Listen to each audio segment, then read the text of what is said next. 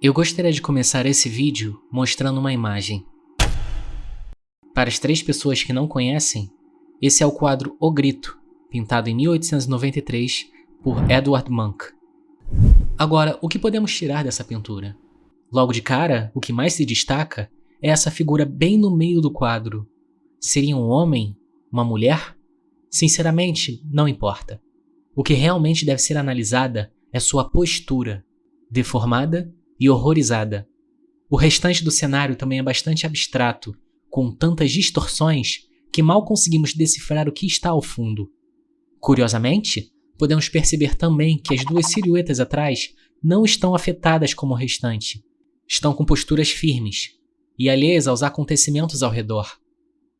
Podemos então concluir que as deformidades do quadro não são a verdadeira forma daquele mundo, e sim uma representação do estado mental do personagem de primeiro plano, que por si é uma outra representação de seu próprio autor. O Grito é não só o quadro, mas a obra de arte mais conhecida de um movimento chamado Expressionismo, que se iniciou na Alemanha e logo se espalhou pelo mundo todo. E enquanto poderíamos passar um bom tempo falando sobre essa vanguarda em diferentes formas, o foco desse vídeo é sobre sua influência dentro do cinema. Mais especificamente, o expressionismo alemão e sua associação com o gênero de terror. Mas é claro que para chegarmos até esse ponto, precisamos de uma breve aulinha de história.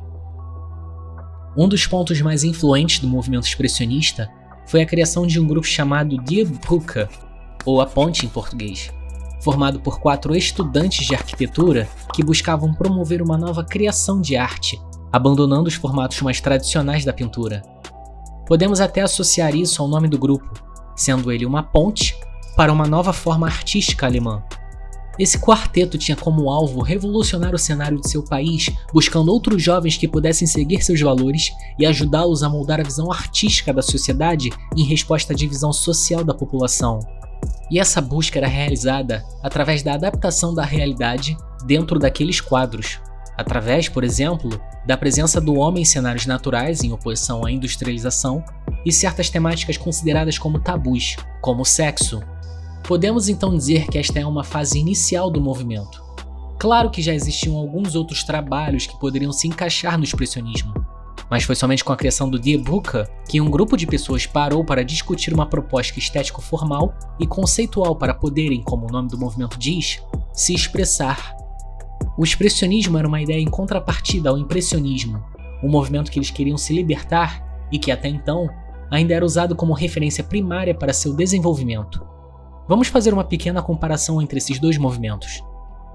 Resumidamente, o movimento impressionista é uma representação e apreciação pelo que o artista vê. É algo que se baseia no externo, no seu redor, tentando capturar a beleza da natureza através da exposição de cores em relação à iluminação. Existia uma grande liberdade nas pinceladas, o que permitia uma fluidez na criação de suas obras, focadas principalmente em paisagens. Podemos ver um exemplo disso no quadro Impression Soleil Levant, ou Impressão Nascer do Sol em português, de Claude Monet, uma das mais famosas pinturas do movimento impressionista. O desenvolvimento inicial do expressionismo compartilhava algumas características estéticas com o impressionismo, já que ele era uma resposta direta a essa vanguarda. Mas ao contrário dela, essa vertente alemã sempre buscava enfatizar a percepção subjetiva do autor perante o mundo afora, focando em suas emoções e angústias. O que tornava as obras mais cínicas de certa forma, pois elas não estavam necessariamente preocupadas em capturar uma imagem bela ou romantizada da vida. E logo depois, suas características mais próprias foram desenvolvidas e mais bem elaboradas, como as deformidades das figuras e as cores vibrantes para ressaltar os sentimentos de isolamento e do medo caótico gerado pela industrialização tão veloz. Essa é uma visão mais leve sobre o que o movimento expressionista representa. É claro que poderíamos ficar aqui mais tempo falando sobre sua história, mas prefiro só dar uma resumida para ficar um entendimento breve sobre ele. De qualquer forma, é até um pouco difícil apontar como seu nascimento e seu final de fato ocorreram. Varia muito de acordo com a interpretação de historiadores, como o seguinte trecho explica. A fundação do grupo de artistas Die Brücke em Dresden em 1905 é geralmente considerado o primeiro pilar do expressionismo, e a agitação revolucionária pós-guerra de 1920 é vista como o fim do movimento, assim formando o segundo pilar. Há alguns que preferem a pré ou a pós-data do período em torno de 5 anos. Entretanto, isso certamente não significa que depois de 1920, o expressionismo cessou abruptamente na arte, literatura e arquitetura. O período de 1905 a 1920 meramente define os anos em que eventos políticos e o clima social encontraram suas expressões artísticas apropriadas para este estilo em particular. Um período, como podemos colocar hoje em dia, em que o expressionismo deixou sua marca no clima mental daquela atualidade, no zeitgeist. Isso quer dizer que, apesar daquele período entre a criação do Die Brücke e o final da Primeira Guerra ser o ponto mais forte do expressionismo, ele não corresponde necessariamente à sua data de vida. É mais uma marcação de tempo para termos uma base para nos guiarmos. E isso acaba variando com a interpretação e até a preferência de cada pessoa sobre o assunto. Pessoalmente, eu gosto de contabilizar a criação do quadro O Grito em 1893 e do filme Metrópolis em 1927, o que expande um pouquinho mais a linha do tempo. Mas é claro que podemos acrescentar ainda mais, como, por exemplo, dizer que o final da vanguarda se deu com as queimas de livros e obras de arte a comando de Hitler em 1933, significando a transição daquela sociedade para a Alemanha nazista. Mas gerar essa discussão agora seria fugir muito do tema desse vídeo. E com toda essa base que acabamos de aprender sobre o expressionismo, a pergunta seria: como tudo isso se encaixa dentro do cinema?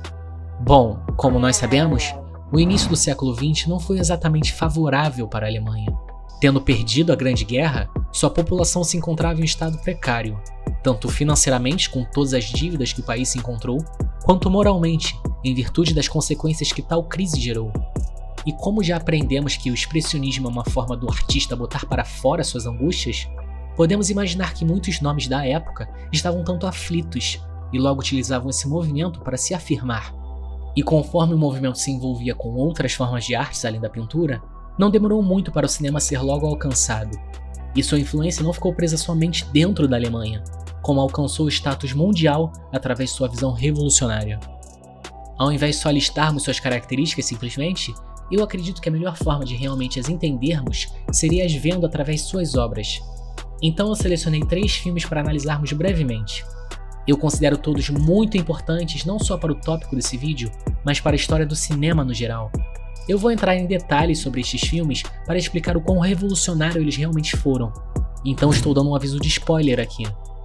Esses filmes têm quase um século de idade cada, e vocês conseguem os encontrar aqui no YouTube caso tenham interesse.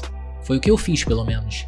E sim, eu sei que o já mencionado Metrópolis não é um filme de terror, mas é impossível falarmos sobre o expressionismo alemão sem falarmos dele especificamente, e vocês vão entender o motivo. Bom, vamos parar de enrolar e começar nossas análises.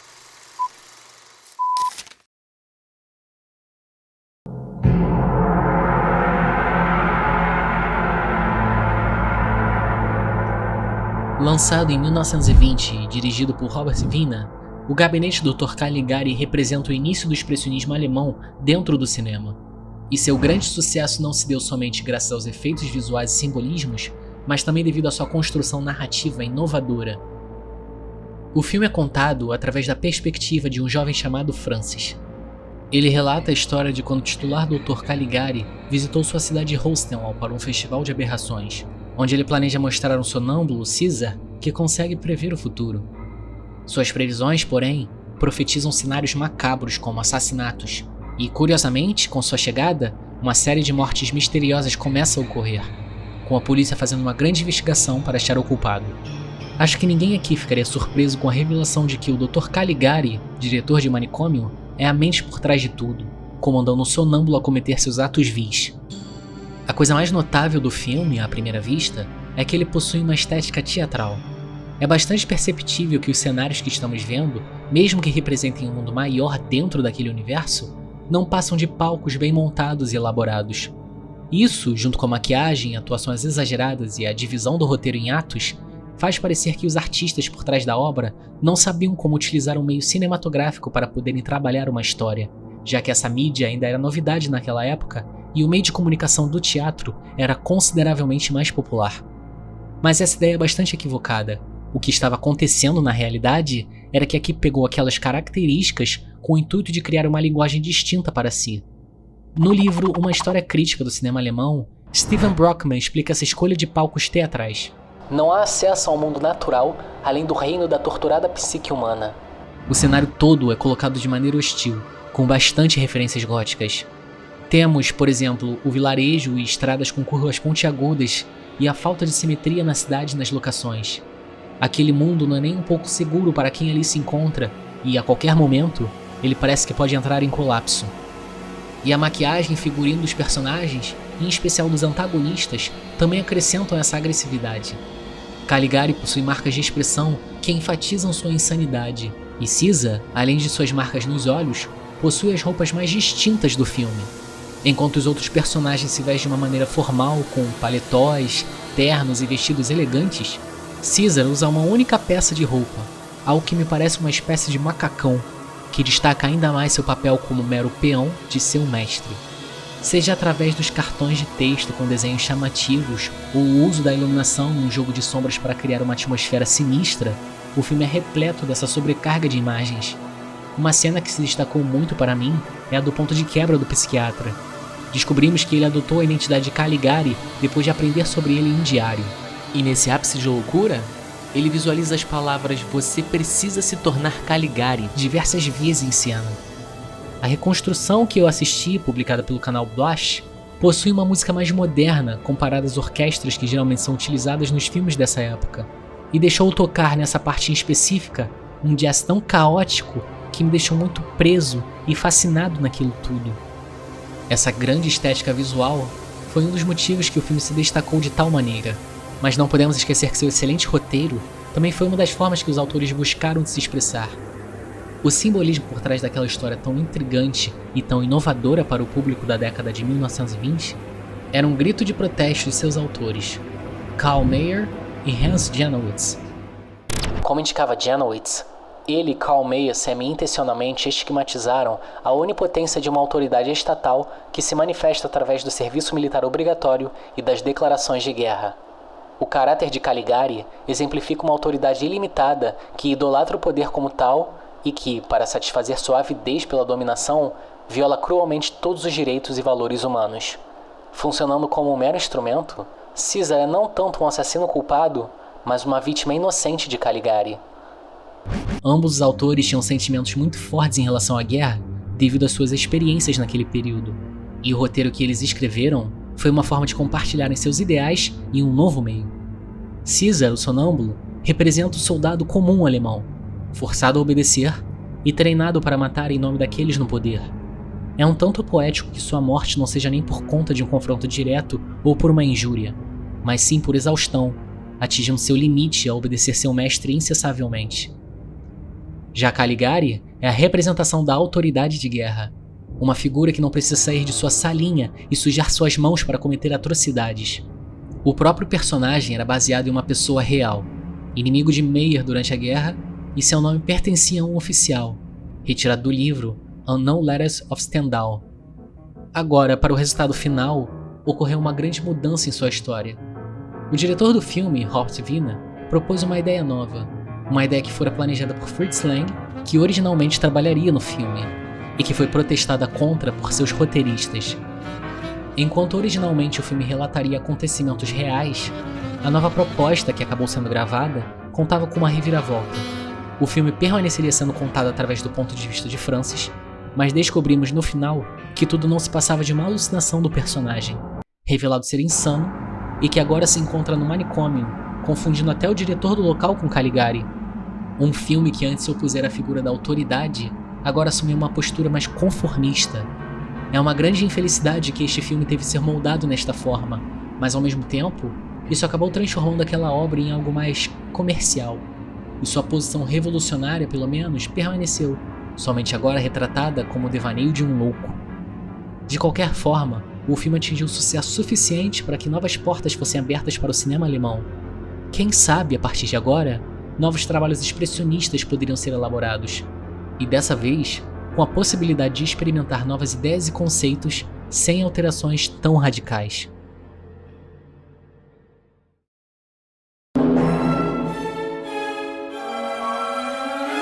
Lançado em 1922 e dirigido por Friedrich Murnau, Nosferatu tinha o intuito de ser uma adaptação de Drácula por Bram Stoker, mas seus herdeiros não garantiram os direitos da obra, o que resultou que a justiça ordenasse a destruição de suas cópias e proibição de distribuição após seu lançamento. Murnau até fez algumas modificações para separar sua versão da história de vampiro de Stoker, como nomes novos aos personagens e uma personalidade diferente para o grande vilão, dando um ar a mais de originalidade. Mas a similaridade da estrutura do roteiro é algo gritante. O filme conta a história de um vendedor de imóveis que viaja a fim de fazer uma venda para um aristocrata misterioso. Ele atravessa um vilarejo aterrorizado e uma floresta assustadora até chegar ao castelo de seu cliente, o Conde Orlok, a versão desse filme do Conde Drácula. E o restante do filme relata a viagem do vampiro até sua nova moradia, sua obsessão pela esposa do jovem corretor e o rastro de terror e morte que ele deixa para trás. Só uma coisinha, você deve estar se perguntando, ué, o nome dele não era Nosferatu? Que história é essa de Orlok? Não, Nosferatu na verdade é uma palavra romena que simplesmente significa vampiro. Então o filme Nosferatu, o Vampiro, uma outra adaptação de 1979, seria traduzido para Vampiro ou Vampiro. É pra não ter erro que aquilo é um filme de vampiro mesmo. Eu sempre fui um grande fã da história de Drácula e a primeira vez que eu assisti Nosferatu, eu devia ter por volta de 14 ou 15 anos, e eu tinha achado o filme ok. Sinceramente, na época, eu não sabia explicar o porquê de eu não ter gostado tanto dele quanto eu queria. Mas com o passar dos anos, conforme eu estudava mais sobre o assunto, as minhas insatisfações se tornaram mais claras. Bom, vamos começar com os pontos positivos, e de fato o filme apresenta qualidades muito boas. O jogo de iluminação apresenta uma melhoria gigantesca quando comparado com o já competente Caligari. Não é à toa que uma das cenas mais populares do filme, que é a minha sequência predileta até, é a da sombra do vampiro seguindo sua vítima. É incrível como, até mesmo numa fase ainda tão inicial, o cinema sempre buscou se inovar em questões técnicas. O filme também consegue criar de forma excelente uma atmosfera completamente tenebrosa. A escolha de cenários e de planos para a gravação dão um aspecto de grandeza, mas ao mesmo tempo de solidão. Mesmo que não tenha um cenário tão complexo ou único quanto o gabinete do Dr. Caligari, ele ainda é usado de forma bastante efetiva aqui. Temos esses espaços enormes e magníficos que são preenchidos somente com um vazio devastador. E toda essa estética culmina no melhor atributo deste filme, que é o visual do Conde Orlok. Essa figura alta, extremamente branca e ossuda, como se fosse um cadáver, traz um ar de assombração gigantesco. E com os poderes do vampiro, o filme até brinca com alguns efeitos de montagem, que agora podem parecer arcaicos, mas foram um passo certo na experimentação do cinema. Toda vez que o Nosferatu aparece, ele rouba a cena. Acho que parte disso se dá até com os poucos movimentos que o personagem faz. Quando você vê fotografias ou cenas pausadas dele, você recebe o mesmo sentimento de incômodo e terror do que quando o assiste em tela. Até na minha primeira exposição com o personagem, que foi no episódio Bob Esponja, eu me senti um pouco esquisito ao vê-lo, mesmo que tenha sido somente por uma piada rápida. Na verdade, a colunista Olivia Rotigliano até relembra um debate sobre o motivo da viúva de Stoker, Florence Balcom, ser tão agressiva em seu processo contra a adaptação. Com seu processo, a senhora Stoker estava possivelmente menos preocupada em como Nosferatu se assemelhava ao romance do que como ele agressivamente se diferenciava. David J. Scull, em Hollywood Gothic, The Tangled Web of Dracula from Novel to Stage to Screen, especula que a senhora Stoker estava chocada com a grotesca criação de Murnau, uma reação contemporânea comum. A censura de filmes de Londres de 1922 baniu os cinemas ingleses de comprarem o filme, alegando que o filme era simplesmente horrível demais. Apesar de ser baseado em Drácula, o Conde Orlok não possui o mesmo charme romântico ou a sexualidade que seriam explorados mais a fundo nas adaptações de Brolin ou de Coppola. Aqui, o vampiro é uma criatura vil, sendo mais associada à pestilência do que um desejo de vingança, e sua caracterização representa essa natureza. Mas é aqui que as fraquezas de Nosferatu se mostram. Enquanto a presença do Conde é um dos atributos mais notáveis do filme, depois de um pouco da metade, a narrativa muda de foco em quase por completo para acompanharmos a fuga de um outro vampiro, serviçal de Orlok, que acaba levando a lugar nenhum, somente acrescentando um tom mais cômico que o filme não precisava. A atmosfera que o filme passou seu início criando vai se perdendo pouco a pouco. Na verdade, o defeito principal do filme não é relacionado à estética visual, e sim à narrativa. Ele parece estar faltando algo, e, fazendo mais uma comparação à obra original de Drácula, eu cheguei à conclusão que esse incômodo se dá pela ausência de um personagem-chave, o Van Helsing. arqui-inimigo do vampiro. Não me entendam mal, Nosferatu propôs algumas ideias para justamente se diferenciar de Drácula, então o problema não é a falta do personagem Van Helsing, e sim o que ele representa, um confronto direto com o monstro. O filme levanta a proposta que o mal que o Conde representa pode ser combatido com o poder do amor, que é o que leva à sua derrota, mas em nenhum momento ele coloca os personagens para realmente combatê-lo. Temos, no máximo, algumas cenas do corretor fazendo uma pesquisa sobre a criatura, mas nunca realmente botando em prática o que aprendeu. A morte de Orlok parece algo acidental, ocorrido por sua própria incompetência, que não percebeu o sol nascer. O filme poderia ter se preocupado mais em estabelecer a relação do vampiro com o casal protagonista, acentuando mais sua obsessão pela mulher e como os dois poderiam planejar combatê-lo.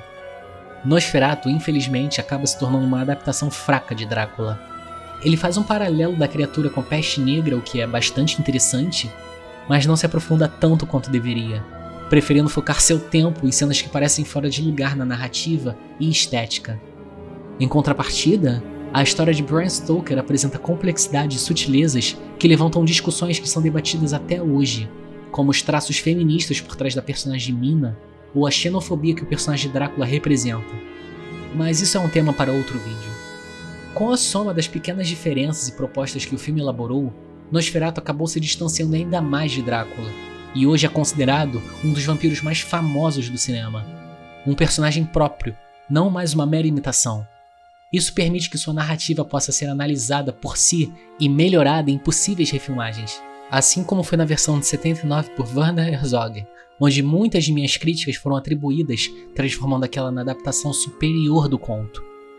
Eu posso ter julgado o filme de maneira muito negativa, mas eu ainda acredito que essa versão de 1922 é bem feita, pelo menos até certo ponto.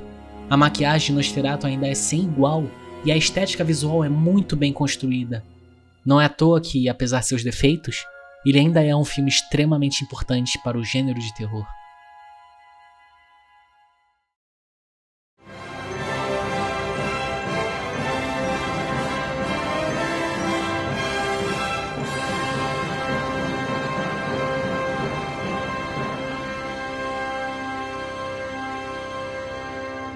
O último filme que eu gostaria de falar é Metrópolis, lançado em 1927 e dirigido por Fritz Lang, um dos filmes mais influentes da história do cinema mundial.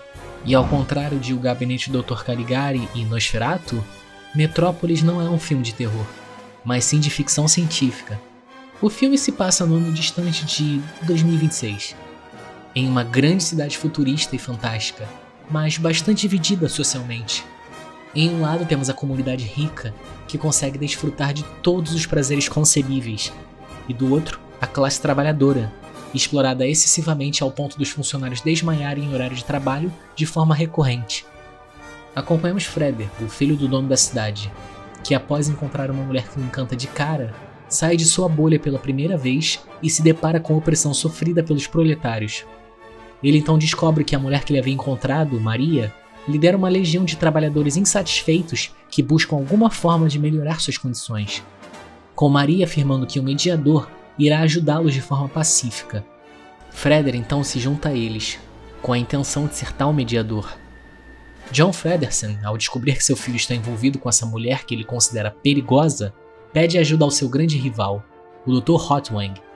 Por coincidência, o cientista está aperfeiçoando sua nova criação, chamado de Homem-Máquina, e John ordena que ele modifique tal invenção para ter a aparência de Maria, enquanto a real terá sido capturada.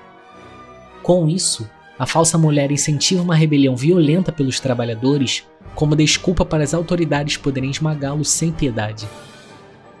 É de se imaginar que um filme com comentário político nesse nível fosse sofrer algum tipo de censura em um país que estava consideravelmente dividido em questões como essa.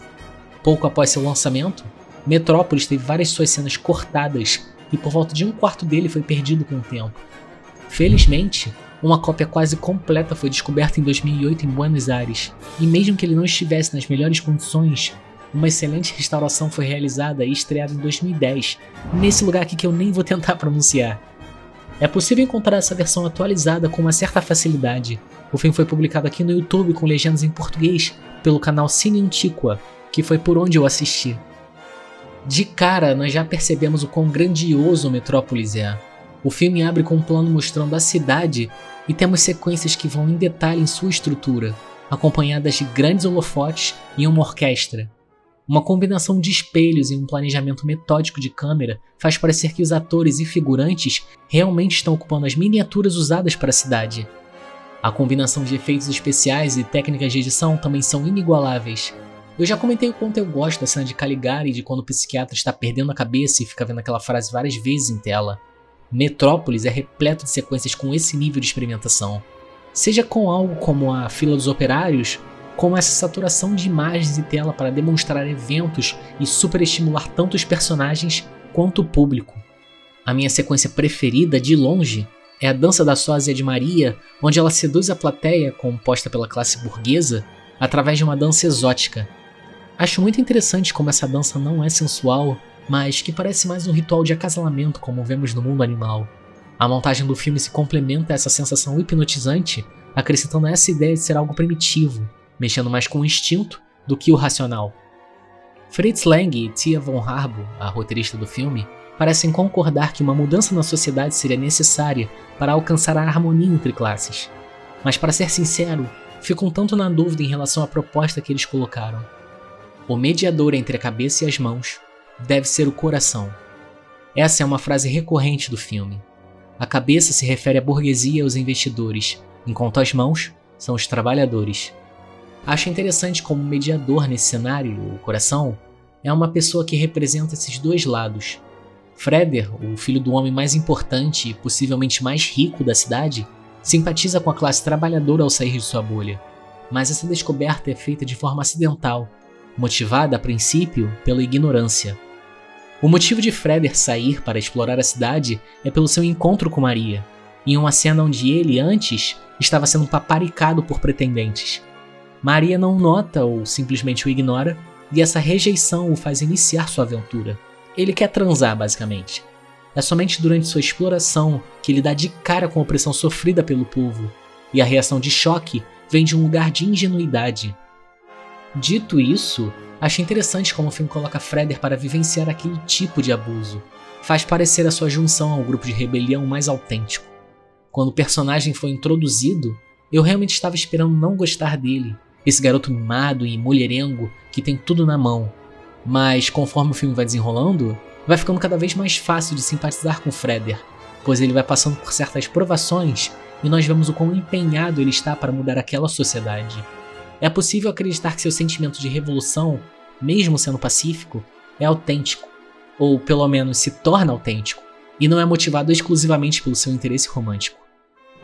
Ainda nessa questão do mediador, podemos ver o alto simbolismo religioso que Metrópolis carrega. O que se dá a entender é que o mediador e logo o salvador da sociedade moderna seria o cristianismo. O principal desses paralelos seria a personagem de Maria, cujo nome é derivado da Virgem Maria. Sua introdução, ela indo buscar Freder em seus jardins acima da sociedade, como o filme descreve, no alto dos céus, e o trazendo diretamente ao mundo do homem comum. Seus discursos também têm um grande paralelo com os de João Batista e a vinda de Jesus, pregando a existência de um ser que irá trazer a salvação para o povo oprimido. E é claro que não podemos deixar de falar de sua relação com Freder. Freder é o centro desse desastre como ele é o centro desse filme.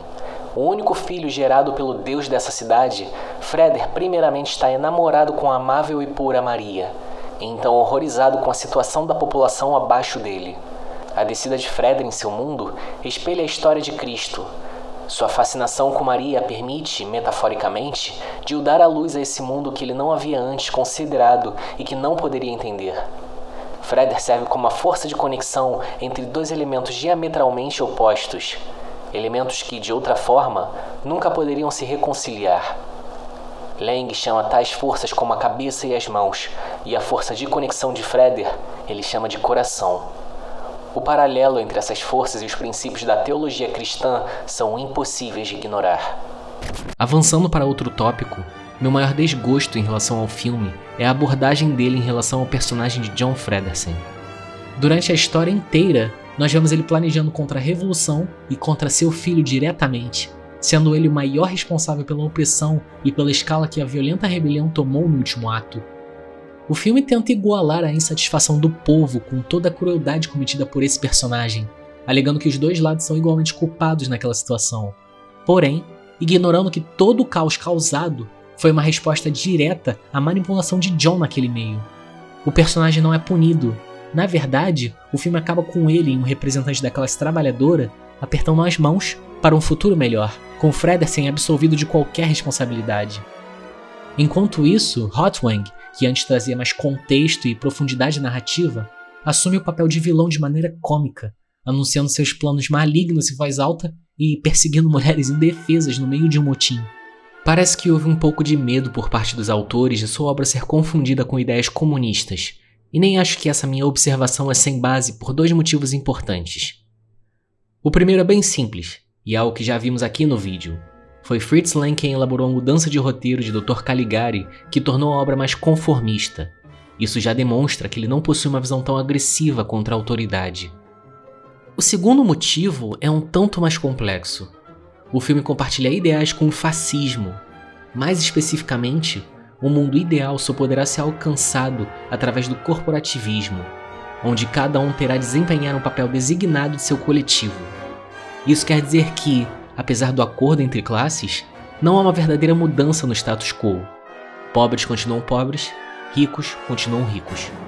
Parece um absurdo falar que um filme tão influente possui subtextos fascistas, mas seus atributos ficam cada vez mais aparentes quando vemos que ele condena uma revolução por trás dos trabalhadores, coloca a religião como coração entre classes e logo como uma forma de controle e alienação dos pobres, e não pune a figura central do conflito entre classes, John Fredersen, que permanece no topo da pirâmide.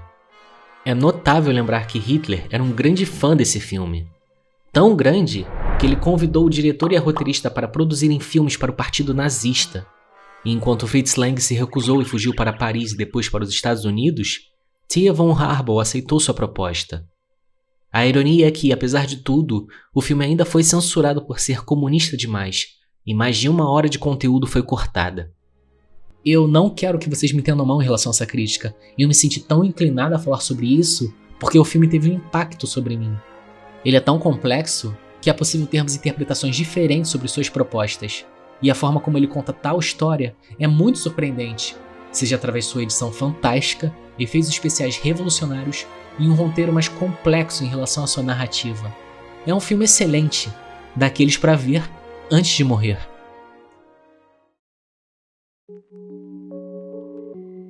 O expressionismo alemão é considerado por muitos o primeiro movimento significativo do terror no cinema. Mas qual será o motivo de sua influência ser referenciada até os dias de hoje? Certamente, dar o primeiro passo para o início de um gênero cinematográfico não é algo pequeno. Mas ainda assim, se sua abordagem não fosse tão eficaz, então essa vanguarda teria ficado somente nos livros de história. Por exemplo, quantos filmes de terror você já viu e detestou, ou simplesmente não lembra de quase nada? Imagino que muitos, né? Então, como filmes com mais de 1 século de idade cada podem ser tão memoráveis? É válido lembrar que foi esse movimento que levou o cinema alemão ao status de excelência, competindo diretamente com a França e os Estados Unidos. Com suas técnicas revolucionárias, muitos outros países se inspiraram nelas para suas próprias produções. A câmera móvel foi adotada pela primeira vez pelos alemães, e o uso de iluminação para a criação de atmosfera, junto com a construção de cenários ainda impressionantes, são algumas de suas características mais notáveis. E como esses filmes servem como uma forma de expressar sentimentos negativos em relação ao mundo em volta dos artistas, qual o melhor gênero para representar essa aflição do que o terror? Temos o Gabinete do Dr. Caligari, que relata o abuso de poder por autoridades na guerra, e Nosferatu, com referência à peste negra e à morte. E é possível ver como tais obras relatam seus temas de forma macabra, mas até mesmo uma obra de ficção científica como Metrópolis, que em nenhum momento tenta se passar como um filme de terror, ainda possui certos atributos que causam um desconforto, uma sensação de aperto ou medo, como o espião que é mandado para vigiar Freder, ou o jogo de luz, em especial na cena de sequestro de Maria. Mas acho que o conceito mais desconfortável seria o do homem-máquina. Imagina uma pessoa querida ou importante para a sociedade ser trocada por um impostor. Sua mãe, seu pai, seu parceiro ou seu filho não ser a pessoa que você acha. Mesmo que essa questão não seja colocada de uma forma assustadora, a sua existência já deixa essa implicação. E mesmo que o movimento já tenha conseguido uma notoriedade internacional, o que ajudou ainda mais na propagação das técnicas alemãs foi o fato de muitos diretores e artistas terem saído ou, mais pra frente, fugido do país com a ascensão de Hitler e conseguido lar e abrigo nos Estados Unidos. Com muitos agora trabalhando em Hollywood, um grande titã da comercialização cinematográfica, os conceitos expressionistas atingiram um público ainda maior, com filmes como The Man Who Laughs, O Homem Invisível e o famosíssimo Frankenstein. A influência desses filmes é algo visto até hoje. Filmes como o Babadook, o Farol e principalmente os trabalhos de Tim Burton como A Noiva Cadáver, Edward Mãos de Tesoura e sua adaptação de Sweeney Todd têm claras influências expressionistas em suas atmosferas e figurinos. E entrando no gênero de ficção científica, podemos ver as referências a Metrópolis em outros filmes como Alphaville, Blade Runner e O Quinto Elemento. Mas por que foi a Alemanha que gerou essa vanguarda tão marcante? Para ser sincero, essa não foi uma pergunta que pensei muito a respeito até fazer a pesquisa para esse vídeo. Mais em específico, até ler o livro de Caligari a Hitler, onde o autor levanta essa questão.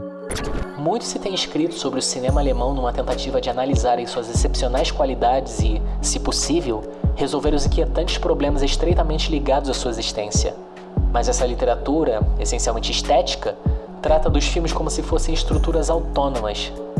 Por exemplo, a pergunta sobre por que foi primeiramente na Alemanha que a câmera alcançou a completa mobilidade nem sequer foi formulada. Tampouco a evolução do cinema alemão foi compreendida. Os filmes de uma nação refletem a mentalidade desta, de uma maneira mais direta do que qualquer outro meio artístico, por duas razões. Primeiro, os filmes nunca são produtos de um indivíduo. Em segundo lugar, os filmes são destinados e interessam às multidões anônimas. As ideias e técnicas do expressionismo alemão não foram pensadas de um dia para o outro. Não podemos analisar esse movimento no vácuo. Ele foi o resultado da história da população alemã, seu legado artístico, seus problemas sociais e sua entrada e subsequente derrota na Primeira Guerra Mundial. E tudo isso se culminou na junção de artistas para produzirem esse tipo de conteúdo. E se popularizou porque a população queria consumir aquilo. Fazendo uma comparação com a história brasileira, tivemos o cinema novo, com diretores como Glauber Rocha, Rui Guerra e Nelson Pereira dos Santos. De uma forma bem resumida, esse movimento surgiu em resposta à instabilidade social e à americanização do cinema nacional. E da mesma forma que o cinema novo foi um ato revolucionário que ajudou na identidade artística e popularização do cinema brasileiro dentro e fora do país, o expressionismo alemão surgiu por esta mesma razão. Se você tem interesse em assistir mais filmes expressionistas além dos que já analisamos, tenho aqui algumas sugestões. Por Fritz Lang temos Dr. Mabuse, o Jogador, considerado o primeiro filme noir, e M, o Vampiro de Düsseldorf, inspirado em eventos reais de um assassino em série na Alemanha. De Paul Wegener e Karl Bowles, temos O Golem, Como Ele Veio ao Mundo, uma prequela a um filme de 1915, O Golem. Baseado no folclore judaico, o Golem é uma criatura que tem o dever de proteger o povo judeu, mas logo é possuído por um ser maligno. E de Murnau temos Fausto, que conta a história de um homem que troca sua alma pela juventude eterna. Pessoal, vou ficar por aqui. Se gostaram do vídeo, por favor deixem seu like e se inscrevam que me ajuda bastante. Se tiverem alguma sugestão para análises futuras ou alguma opinião sobre o tema, escrevam aqui nos comentários. Eu vejo vocês na próxima. Grande abraço, galera. It's alive! It's alive! It's alive! It's alive!